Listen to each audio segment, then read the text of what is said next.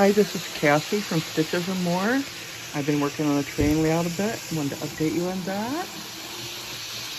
I put some little bushes and such here and moved some trees down. Some bushes there. Some new trees and put more of a road in and more little bushes and grasses and such like that. More trees over there.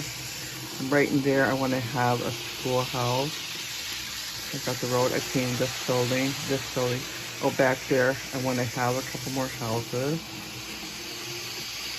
The road's not well maintained, but I don't think it was in those days, so I put the road all the way around like that. But yeah, this is what I've been doing.